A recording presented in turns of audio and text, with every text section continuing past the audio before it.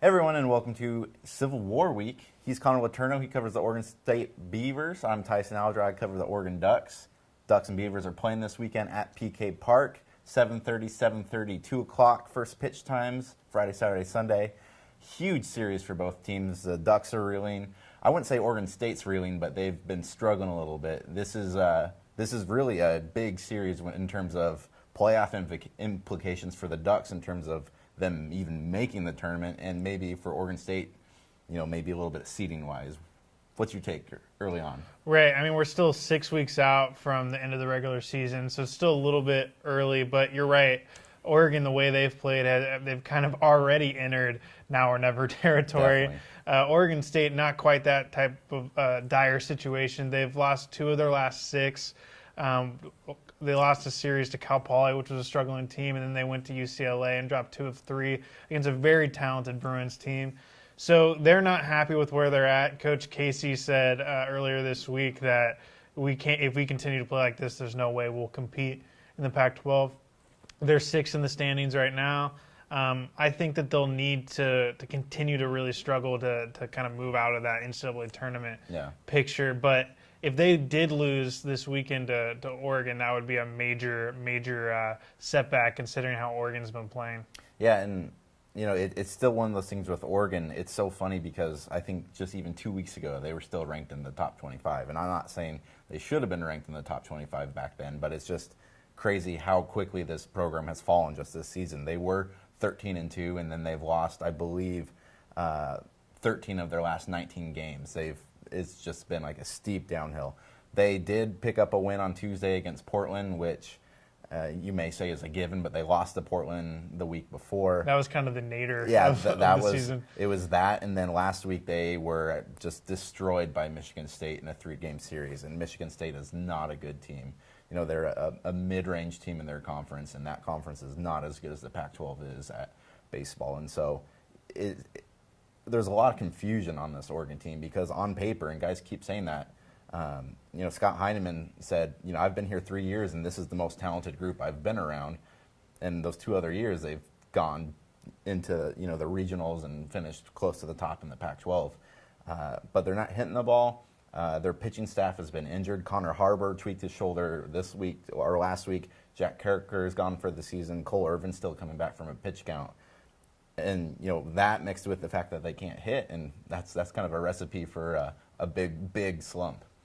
Right. So the question is entering this series, who can kind of pull out of their slump? And I think that Oregon State, kind of looking at the matchups a little bit, it's going to be tough for Oregon the way they've been hitting to get runs against Andrew Moore tonight. Yeah.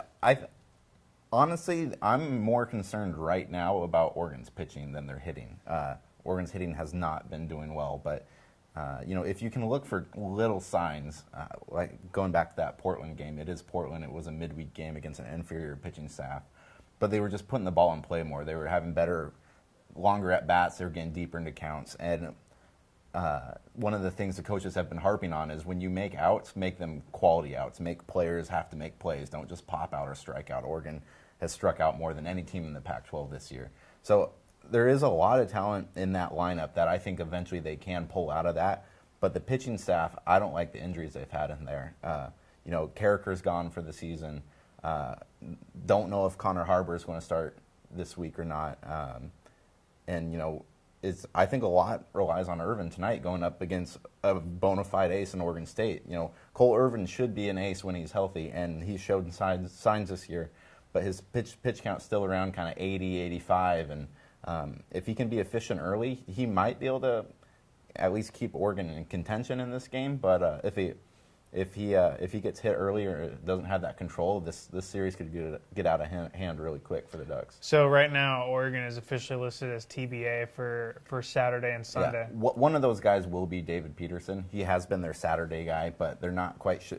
Basically, it's likely going to be Peterson and maybe Harbor. Harbor is questionable for this series, but Peterson's gotten shelled his last 2 outings. He's given up 7 earned runs in both of those games.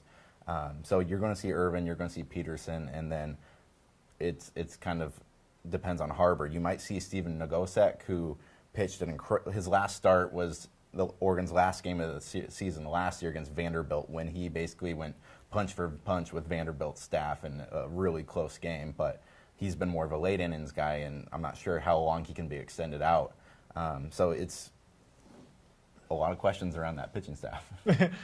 Oregon State is a little bit different. We know who's going to be starting. It's going to be Moore Friday, Rasmussen Saturday, and Eckert Sunday.